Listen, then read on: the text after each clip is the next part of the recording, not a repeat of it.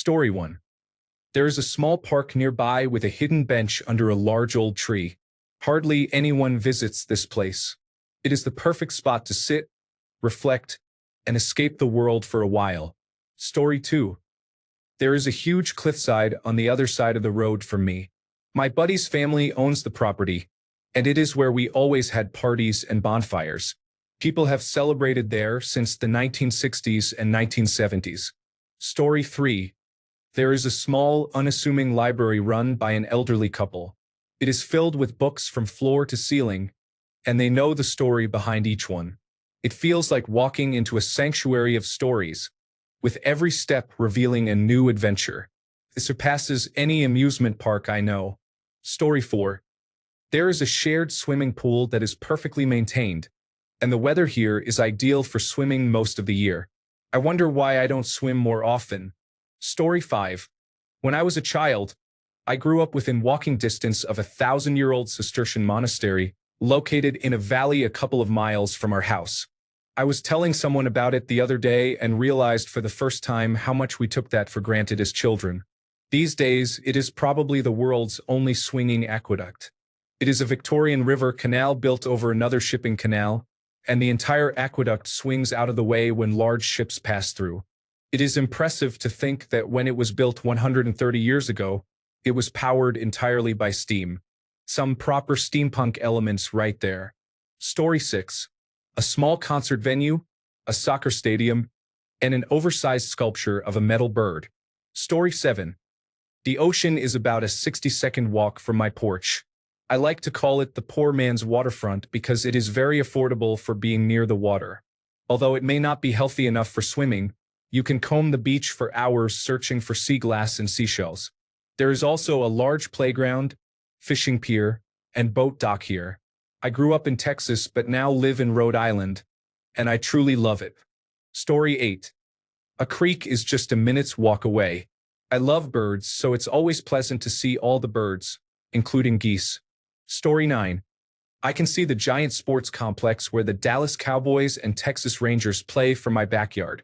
Practically looms over our house. There are hotels, and it lights up at night like something out of a cyberpunk movie.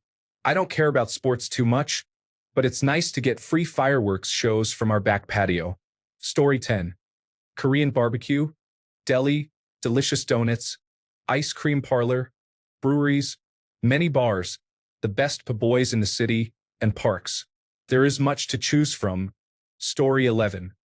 An enormous horse chestnut tree, which I am certain is at least a couple of 100 years old, is about to burst forth with white flower candles. It is stunning. Story 12. I can stand in my backyard and hear wolves howling and lions roaring at Longleat Safari Park just over the way. Story 13. There is a Marathon gas station that is one of the best bottle shops in the city. They also have 20 beer taps and some good bourbon available. Story 14. Probably the old school barber shop. I got my first haircut at about 3 years old and another one at 55 by the same person. Story 15. A very old tree that appears to know everyone's secrets. It seems to understand everything. Story 16. There was a time when it was a ski lift up a mountain. Now it's probably just a park. I miss living at the ski resort. Story 17. Greenbelt walking trails encircle the city's lakes and river. There is a city park featuring lake docks, tennis and pickleball courts, as well as a city pool. Alternatively, I can walk to our city square. Story 18. Nothing special, but I like that we live next to a bike trail that connects to a city and county-wide bike trail system. It's convenient, and we don't have to worry about riding on city streets. Story 19. A 495-acre park with a small zoo featuring 3 mountain lions, 2 bobcats, 2 black bears, various reptile species, 1 bald eagle, 2 California condors, and 3 coyotes. The park has 2 lakes with paddle boats, a small-scale railroad, bicycles, and 4-person pedal bikes. Additionally, there is a nature center, horses, and old-growth trees. It is a stunning place. Story 20. A family of peacocks lives in the large tree a couple of streets away. They roam around freely. Story 21. Walking distance is relative, I suppose. 1 mile, There is a weekly farmer's market with great produce and about a dozen food trucks. 2 miles, there is one of the best donut shops in my neighborhood. 3 miles, you will find the historical Old Town District, featuring original buildings from the early 1800s. 4 miles, there is a marine sanctuary and amusement park. 5 miles, an entire city block is dedicated to Asian culture, including shops, restaurants, and more. Story 22. A Canadian Shield Lake is full of bass and lake trout. Sometimes I walk, but mostly I drive and launch my boat. Story 23. The Detroit River has a beautiful park in town that is just a 5-minute walk from my house. I enjoy watching all the lake freighters pass by while I am on the Canadian side. Story 24. I am renting a place that has a pond on the property. It is enjoyable to sit on the dock and feed the ducks, geese, fish, and turtles. Recently, a heron has been hanging around as well. It is nice to be surrounded by wildlife. Story 25. There is a canyon about a mile down the road from my house where people can hike, bike, or rock climb. It was a quarry in the early 1900s, so you can see where the rocks were extracted and transported up the road to where an old roundhouse now stands. It was also once a dump that has since been overgrown, and you would never know unless someone told you. There is a trail where you can see fossils in the rocks, and a pond that Canadian geese like to wade in, which apparently now has goldfish in it. There are many trails that take you further in, and there is even a waterfall at the end of one. It is a great place to get lost for a few hours if needed. Story 26. Just outside our back gate is an old railway berm, a hill that rises 20 feet to a footpath. From here, we can see snowmobiles, dirt bikes, bicycles, walkers, runners, dogs, rabbits, coyotes, and moose passing by. Story 27. There is a small ice cream shop that creates the most unusual flavors imaginable. Last week, I tried their garlic bread ice cream, and honestly, it was surprisingly good. My friends think I am crazy, but their experimental flavors never disappoint. Story 28. The spot where Abraham Lincoln looked out on the valley floor below, where he decided to start the Transcontinental Railroad. Story 29. Baseball fields, softball fields, swimming pools, a scanning electron microscope, a burger stand, and a taco truck. I enjoy getting a burrito and watching the games. Story 30. The Point Pleasant Canal is a 3-mile, 200-foot wide canal that connects Barnegat Bay to the Manasquan River at the Jersey Shore.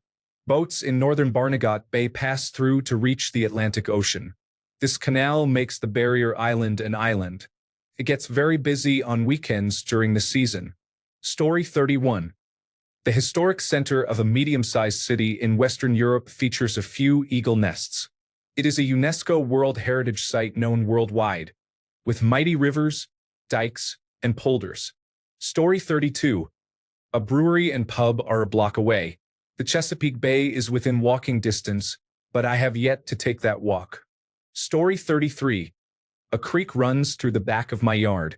I enjoy turning over rocks to find little critters and watching the birds and wildlife that visit the creek. My dogs love splashing around in it. There is also a beautiful cemetery that is quiet and peaceful. I like to walk my dogs there in the evenings. Story 34. The courthouse built in the 1800s in Gold Country, Northern California, is illuminated at night, and I can see it from my porch and living room. Story 35. A peaceful rainforest and the ocean surround my neighborhood. Fortunately, nature is about 15 minutes to the east and west of my house. I used to live in a big city, but as I grew older, I began to appreciate nature more. Story 36.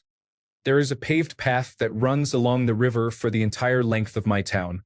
Among other attractions, there is a brewery with a beer garden on the path, about a 15-minute walk from my home. Story 37.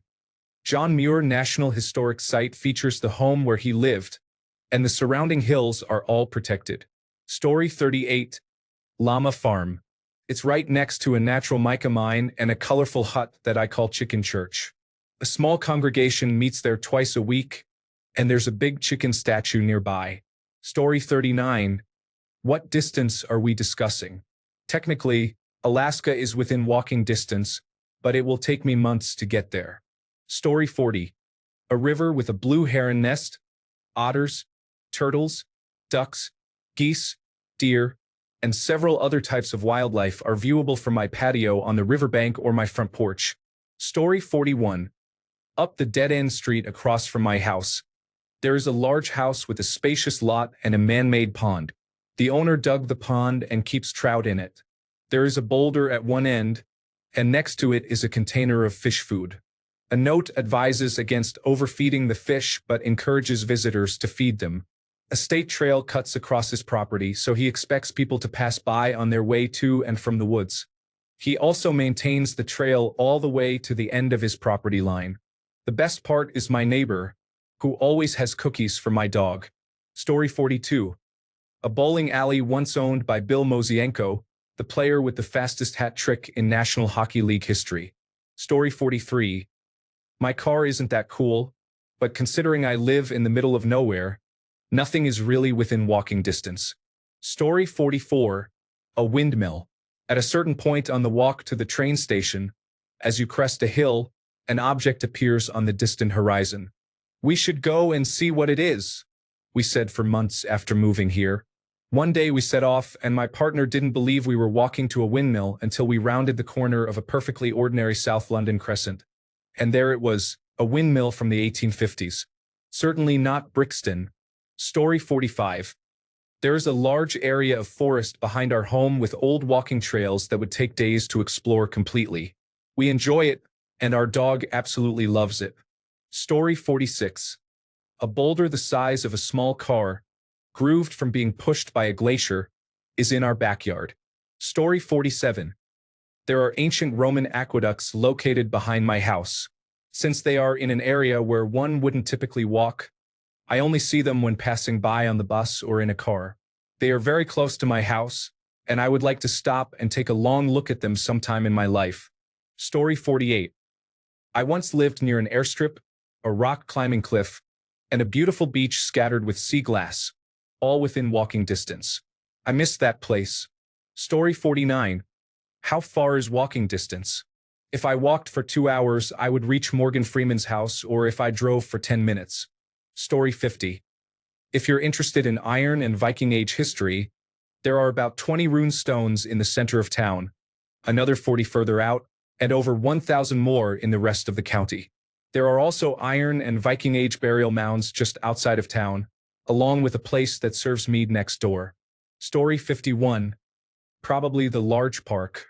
We go sledding during every snowfall, get ice cream at the playground from the vendors, ride bikes, fly kites, and there is an area designed for kids to build unique structures using long branches from trees, with a giant wooden robot guarding it.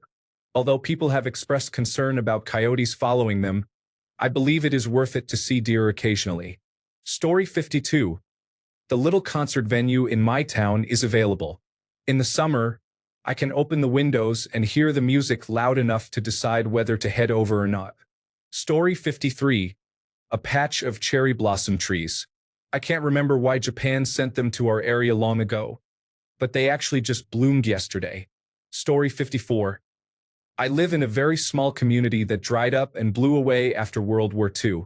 They shut down the post office in 1959 when my grandmother, the postmaster, died. Before that, a mail train tossed out a bag of mail for the locals every day. When the railroad passed through here in the 19th century, they built 2 sidings along with the main line. One was for the grain elevator, which is still there but not functional, and the stockyard, of which only the foundations remain. Another siding was for the railroad pond, as it was called. The railroad constructed a dam and concrete spillway when they built the lines and established the train station, which is also gone. Fast forward about 150 years, and the pond, originally a 4-acre lake, has completely silted in and is now overgrown with woods, with a creek running through it. However, the large concrete spillway and 6-foot diameter tunnel under the tracks still exist. The creek flows water mostly year-round and cascades down the concrete steps, each about 3 feet by 3 feet, to the bottom and through the tunnel. The concrete hole next to the tracks is around 30 feet deep and approximately 40 to 50 feet across. It's a fascinating and unexpected find if you don't know it's there. After a heavy rain, when the creek is running bank full, It becomes a spectacular waterfall about 300 yards from my house. Story 55. We have a nice park alongside a river, a 10-minute walk from my house. It features a great playground, 2 baseball diamonds, several tennis courts, and a community stage where they show a few movies on Wednesday evenings during the summer. At the end of my street, there is also a nice library and community center. Story 56. We have a Bombshells restaurant 4 blocks away. The place is not great, but it's nice to have a spot to go to when you want to watch sports without spending a lot of money. Story 57. Up until a month ago, it was the local comic shop run by the most relaxed individuals. I went in looking for a few issues and walked out with 15 I didn't know I needed. They were also very approachable, and I enjoyed sharing my hot comic book opinions to spark a debate. I went back the next week just as the locksmith was installing new locks, and no one could get in. Story 58. Depends on what you think is interesting. I have some great neighbors, and there is a lot of impressive stuff and people around here, to be honest. Story 59. There is a 19th century mass grave about a 15-minute walk from my home, marked by 2 old crosses in the middle of a forest. Story 60. My parents' house backs up to a state park. We could hike not far to a nice swimming hole. It was on the less traveled trail, so when we were in high school, it was almost always empty. The water stayed cool even late into summer. At its deepest, it was about 12 feet deep with large rocks to sit on. These days, there are many more people living in the area, and there are usually a few groups of people there on any nice day. It is not quite the exclusive forest swimming pool we enjoyed when we were younger. Story 61. City Cemetery has graves that predate the Civil War. It is quiet and peaceful, with plenty of streets for safe walking and good-sized hills. Story 62. A small gazebo I discovered on December 11th years ago was covered in holly and ivy, putting me in a great holiday mood when I first found it. Story 63. A pond that often has alligators and impressive birds like ospreys, great blue herons, great egrets, glossy ibises, and white ibises. Story 64. It is a toss-up between my garage with my bike and my car, and the small dog of a neighbor that doesn't listen at all. It is always fun to see her running after Panko. Everything else is just mediocre. Story 65. The D&L Trail runs from Mountaintop, Pennsylvania, to Bristol. You can hike, bike, or horseback ride on it. It goes through several state parks and runs along the Lehigh and Delaware rivers, providing opportunities for fishing as well. I am a bit biased since I was a whitewater river guide on the Lehigh for almost 20 years. Story 66. There is a horse stable and riding school across the street from my house. They put neon leg warmers on all the horses every morning and heavy coats when it's cold. It's the most adorable thing I have seen in my life. Story 67. The remnants of a once great tower, farm, and magnificent structures in France. It is in the woods, and the story is that the family who owned it was in a feud with the family who owns the castle in town. The castle family offered to buy the farm, buildings, and tower and restore it, but the Tower family would rather see it crumble than ever be in the hands of the Castle family. It is falling apart. Ivy covers nearly all of the tower now, and if you do not know it is there, you are unlikely to see it. Additionally, it is surrounded by agricultural fields, so it is off the trails but near my house. I often ride my horse by it or walk the dogs there. I feel like I live in Ithilien. Story 68. Goats. Neighbors up the street have them, and we like to treat them to a little lettuce now and then when we take our walks. They are precious. Story 69. Zach's Hamburgers on McDade Boulevard in Ridley Township, Pennsylvania, is known as the heart of Delaware County. It serves the best burgers and shakes around. Story 70. Have you ever been to Suffolk, Virginia? There is nothing much to see. Maybe a brewery or two, but really there's nothing. Story 71. There are many fields around my town, primarily playing fields, along with a large area of farm fields in 2 directions. The fields are all open and have benches. There is a small nook by the river in one of them, and overall it is quite nice in those areas. However, since it is the UK, it is also windy and rainy for most of the year. Story 72. I have nothing but downtown movie theaters, restaurants, and bars. I would love a good park with a swing set. Story 73. There is a beautiful neighborhood I walk in daily, and the smell of the flowers after a spring rain brings a little happiness to you. Story 74. There is a park near my home where I have seen woodpeckers, owls, bats, a skunk, a baby raccoon, an otter, deer, and other wildlife. Story 75. A lake is right outside. I am moving soon, so I am going to miss morning coffee on the porch, watching the birds wake up. Story 76. A nature reserve with a train tunnel underneath it features fantastic graffiti and spray paint art. I need to visit over the weekend. It has been a while. Story 77. I take a short walk every morning and stand here. Story 78. I used to live within walking distance of a lighthouse, a beach with sharp rocky formations, a World War I airfield that served as a training ground during World War II, and a museum showcasing various aircraft. The area is surrounded by several air raid shelters and pillboxes. We also occasionally see dolphins and seals along the coast. Additionally, there is one of the oldest golf courses in the world nearby, ranking among the top 5 oldest. Story 79. There is a trail in the woods of my neighborhood with an abandoned Boy Scout camp and a cool bridge. It had a zip line at one point, but I believe it is no longer there. Story 80. A few small parks with trees, a small library, a stadium, small markets and bakeries are present, and many houses have beautiful gardens. Story 81. My greenhouse is warm enough in the winter for my large pet bunnies to live in it. In the summer, I have 15 tomato plants. Story 82. A large horse farm that was an essential part of the Underground Railroad served as a safe haven for enslaved people. Until recently, it hosted steeplechase horse races, serving as the starting point for these events across the country. It was a very popular and well-established event. People from all walks of life attended, holding tailgate parties ranging from simple blankets on the ground to luxury cars with elaborate displays of gourmet food under silver chafing dishes. It remains a working horse farm with a historic farmhouse nestled among rolling hills, pastures, and vast green acres. I admire it as I pass by every day. Story 83. There is a beaver lodge 10 minutes from my location. I can sit and watch those little animals build in peace and quiet. Story 84.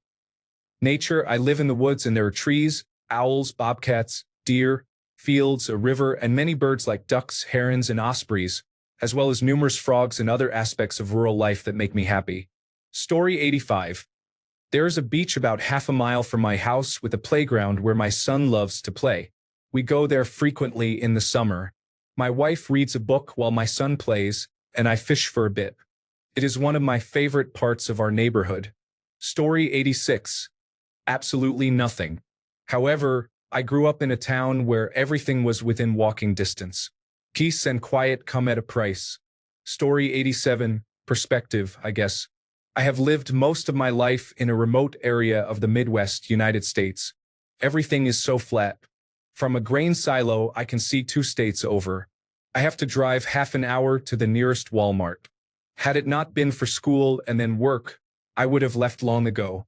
I had a cousin visit me from Seoul, South Korea. He found where I lived absolutely breathtaking. He told me that you can see fireflies everywhere at night. Wild animals walk among us. The woods are tall and dense. The fields are magnificent. And every night the Milky Way is visible. He said it was also the first time he saw the sun set over the horizon every single evening. I suppose it took his perspective to see the beauty I was immersed in. I mean, it's still a remote area, but everything within walking distance is also quite beautiful. Story 88. There is a skate park and dog park, a Mexican restaurant, an Italian restaurant, a Mexican grocery store with a butcher, a package store, and numerous fast food options, including chicken, Chinese food, and 3 hamburger places, one of which is Whataburger. Story 89. There is a statue of a mermaid about 5 minutes on foot from my parents' house. It is part of local folklore, a legend about a mermaid who caused a flood in revenge. The story goes that fishermen caught a mermaid and, instead of letting her go, kept her restrained on their ship, abusing her. When the mermaid escaped, she summoned the sea to take revenge, tearing down the dike, flooding the area, and destroying houses. The story aligns with a flood that actually occurred, so I think that's pretty interesting. Story 90. Well, if I have enough time and money, I would explore the entirety of the Americas, although I may need some ferry access for certain areas. Story 91. A 100% cursed curio antique secondhand shop. The second you set foot in there, you get a feeling of just unease, like being coated in dry slime or some kind of sticky residue that feels like it will never wash off, and it's not just the dust. The owner isn't helping matters. The moment you show your face, he just stalks you around, staring at you as if you're invading his sacred sanctuary. He's happy to sell you the things he has on the sidewalk or retrieve something you point at through the window. But if you enter his palace of piles, you are an enemy. I bought a chair from him once, from inside the shop, brought it home, sat in it after a thorough cleaning, then threw it out the next day because my whole being was crawling with wrongness. I bought a table from his stand outside the shop with no issues. Also, the shop has been there for at least 40 years. It has had the same owner all that time, and I swear he hasn't aged a day. Either he's been 80 for 40 years, or he looked 80 when he was 40, or he doesn't age at all. Given the fact that the shop is cursed, I know what I'm betting on. Story 92. I live on the site of one of William Wallace's battles in 1297, where his 300 horsemen routed a company of 1,000 English under Earl Percy, just a couple of months before he won the Battle of Stirling Bridge. There is also a church from the 1100s and a house built in 1497 that is open to the public and has the original hearth fireplaces. I love it here. Story 93. I live very close to one of the old Roman north-south routes in the UK. Part of it is a modern road and part is a footpath. If I walk a block from my front door, I'm on it. If I follow it for a couple of miles and then cut across a farm track, I can find the intact remains of one of the towers from a Knights Templar monastery, which is open for free visits. Story 94. A memorial plaque to Elvis Presley. In 1977, while on the way from the airport to the concert venue, Elvis stopped and broke up a fight at a gas station. The gas station is no longer there and is now the site of a used car dealership. Story 95. Napoleon Street on the hillside in the east and Iron Street on the hillside in the west meet somewhere in the north. Napoleon Street is named after Napoleon because he traveled that route on his way to Russia. Iron Street is named after the purpose of the original trail, which can still be found beneath today's road. Today's roads are built upon this and still follow the original trails that date back to around 500 BC or earlier. It was used to transport or from the mines east of my home village to the Rhine River in the west. Along Iron Street in the west, you will find a treetop path and a large wooden tower that overlooks the entire region. If you continue farther west, it is better to use a bike, as the distance is long if you walk. You will reach Gallows Hill, the highest point in the region. When executions occurred here, there was a beautiful view over a large area. The valley of the Sieg River in the south and the Brohl Creek Valley in the north. Story 96. Chugach State Park covers 495,000 acres of wilderness, home to black bears, brown bears, moose, Dall sheep, mountain goats, wolves, lynx, coyotes, wolverines, and more. Story 97. 4,000-year-old stone circles, similar to mini Stonehenge. Story 98.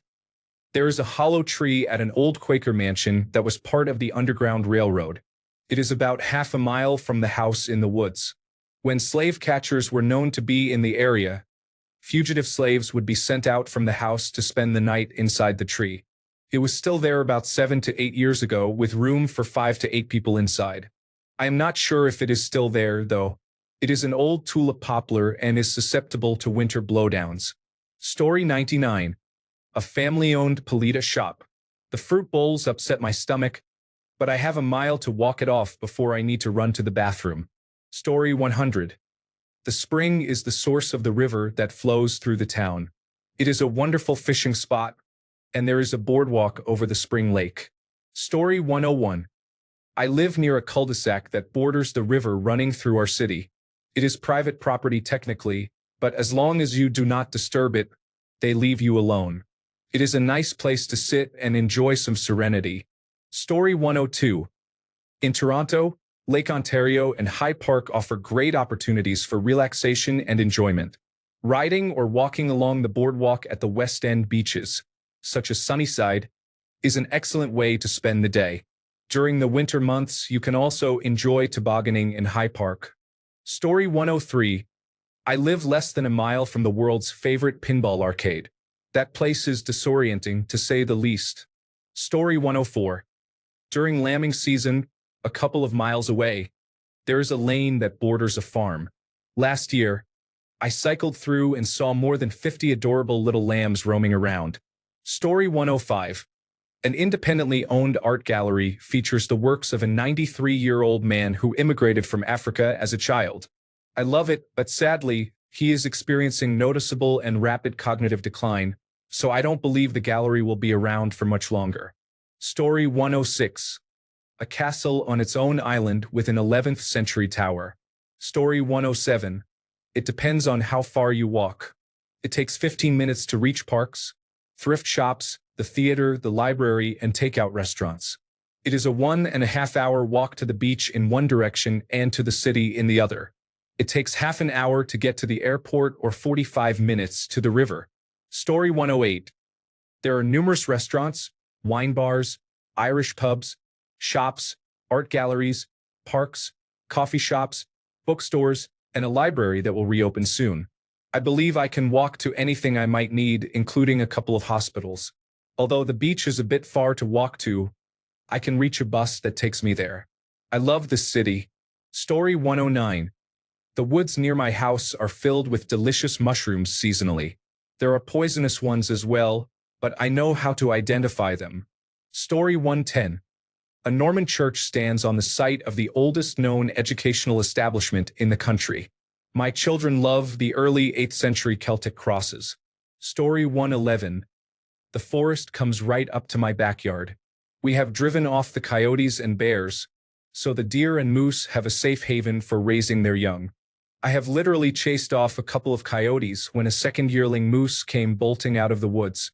It saw me, immediately relaxed, and calmly walked back in. Story 112. The desert. I have a nice area of public land a few blocks away where we can hike freely with the dogs. Story 113. A wildlife reserve. This evening, I saw 4 deer, 2 foxes, and spent some time watching the ducks with their ducklings. Story 114. Twice a year, there is a town fair right behind my house in the city municipal fields. One of the events is a beer and wine festival. Parking costs $20 for the event, if you can find parking. However, parking is free at my place and I have a gate key. I enjoy drinks and food for free and walk home afterwards. Story 115. In one direction, there's a nice little park with basketball courts. In the other direction, about the same distance away, there's a bar that is in poor condition. Story 116. Like 5 different supermarkets, a boxing gym, a Pilates and yoga studio, a dance studio, a public gym, a dog park, and a hospital. Basically, everything I can think of that I need every day. Story 117. Most of the street corners near me have captured enemy cannons from around the world over a period of about 500 years. Story 118. The boardwalk. There is something magical about smelling the ocean and hearing the waves rock back and forth. Story 119. There is a brewery down the hill from our neighborhood. There is a secret shortcut through the woods that not many people know about. It makes me happy to take this route to the brewery with my husband. Story 120. The abandoned jail is interesting. Wear good boots. There is standing water in the low areas, and you may never get that smell out of your shoes. Story 121. I have the foundation of the last general store where Black people and Indigenous people could shop in my town. Across the alley is the remains of the last blacksmith. Story 122. A path off the side of the road leads to a scenic hike up to a beautiful ledge that overlooks the mountains and lake. It is stunning. Along the way, there are 3 streams to hop across, which adds to the fun. I am so glad I found it. Story 123.